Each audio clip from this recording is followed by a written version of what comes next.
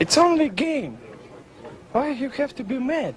People are concerned about Chorus, about we're going to have this environment, this meta that makes you have to level the twins or a mage team, right? And I touched on this a little bit in Friday's live stream. I think the mage wars, you know, how the game is constantly pushing benefits for mages, not having many opportunity for the physical heroes in this game. But you know, and we kind of discussed it a little bit about how that's a little incorrect, because if you think about the physical attackers have had an opportunity to take advantage of, like the dodge, energy changes, the strategic reworks that make certain heroes just bonkers strong. Dante's strong. Kark has been strong for a long time. You know, a lot of the best support heroes are considered to be, you know, physical support heroes, Isaac and Morrigan and Sebastian and all of that. And the argument for Mage Wars, and I'm coming to a head in just a second, the argument for Mage Wars is, you know, is best looked at for the pets. Like,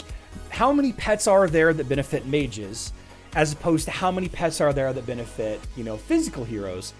And the argument then is that Nexters or Hero Wars or whatever likes mages better, when actually you could look at it like, well, mages have just needed that much help. Mages have just needed that much assistance to make them on par with physical damage dealers, right? With physical attacking teams, or teams that use primarily physical damage, dodge mechanics, critical hits, that kind of thing. Now, it's arguable and it's definitely server specific. Everyone gets in their own little, you know, specific server mindset, absolutely. But I want to take for a little bit. I want to talk about to keep Chorus in perspective, and Raven or Crow, I don't really know. I know that there is a difference. I don't really know the differences. I mean, maybe we can get an official response from the community managers on tomorrow's live stream, whether it's a Crow or a Raven. There are 14 mages, 6 warriors, and 8 marksmen. Surprised they're going to make mages better.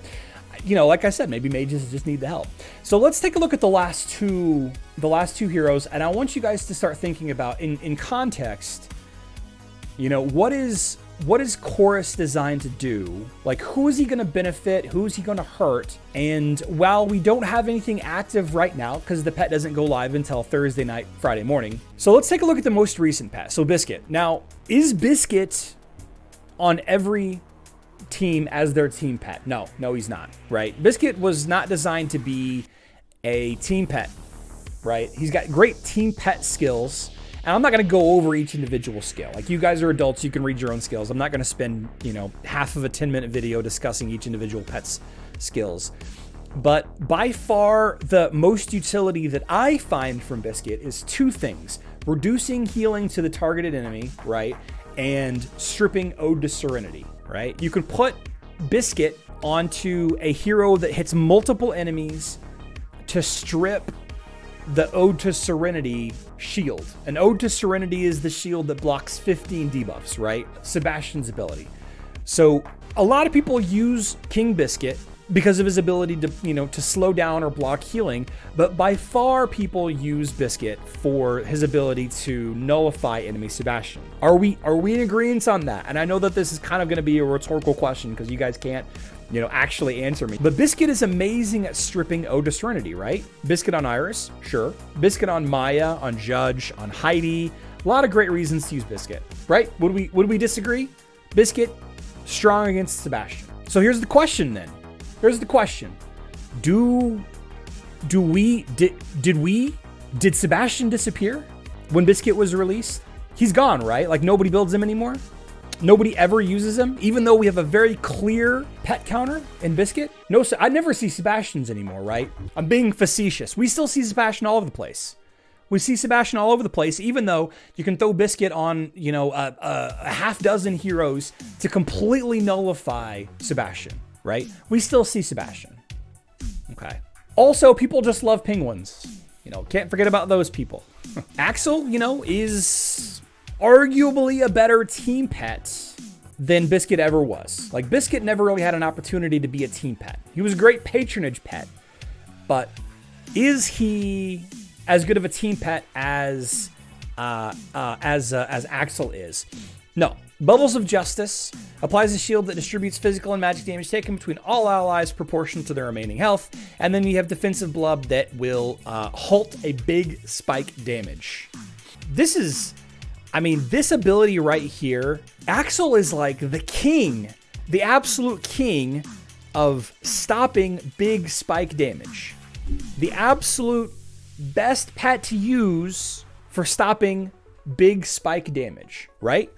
Bubbles of Justice spreads damage out. Spreads it out so no one single hero gets hit a ton. Defensive Blub, well, having an amazing name, makes it so that no single attack can kill that hero. Nobody sees Kark anymore, right? Because of Axel, Kark doesn't exist anymore. Like, nobody levels him. Nobody levels Kark or Dante. Like, you don't see them anymore. You don't see any enemy, you don't see any heroes that do big spike damage anymore, right? You don't. Nevermore. Exactly, Natural Causes. Nevermore. You don't see them. Obviously, I'm being silly again here, guys, because you see Kark all over the place. You see a ton of Dantes.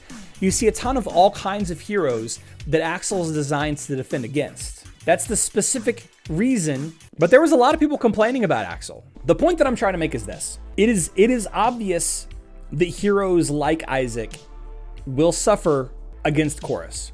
Heroes like Arachne and Leon and other control heroes, not Jorgen, by the way. I'm excited. I'm excited for people to stop putting Sebastian on their team, because then Jorgen goes into everybody's attacking team from now on, and they instantly lose because they don't have any energy, and they die very fast to my Kark. I can't wait. I can't wait to see everybody throw all these Twins teams to throw Chorus on other teams. I can't wait. What are you gonna do? Are you gonna take Axel off of Lars? You gonna take Axel off of Celeste? Is Axel not gonna be your team pet? Like, I can't wait. People will run Sebastian and Chorus together. Why would they do that? Sebastian counters Chorus. Sebastian does, it will block Chorus's abilities. You shouldn't run Sebastian and Chorus at the same time. If your heroes don't get silenced, then Chorus's runes won't trigger. I wouldn't do that. At least that's how we think it's gonna work. Won't Corvus impact Kark? I mean, he will gain, he will give the enemy 3 charges with his 3 stuns. Sure. But Kark's health is too high for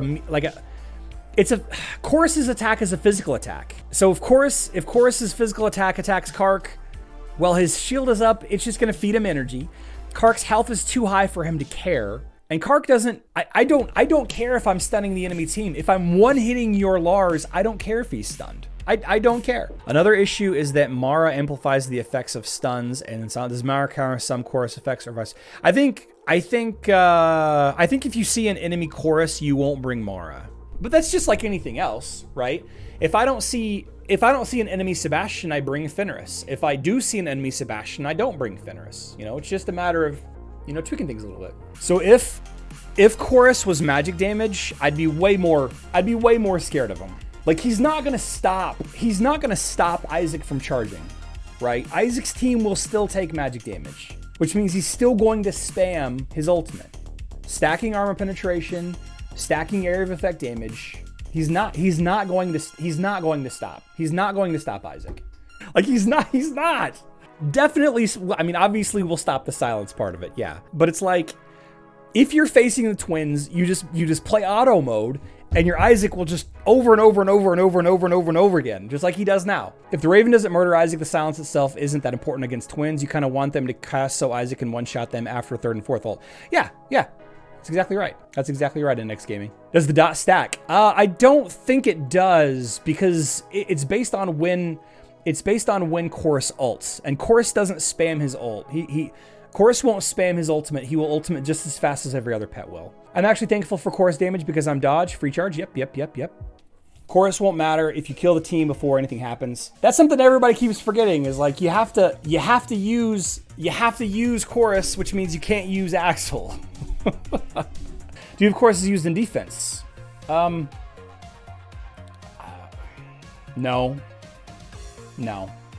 I doubt it. His ability is more specialized rather than generalized, very conditional, so I would rather put another generalized pet. Yeah, I think Axel stays the defense pet.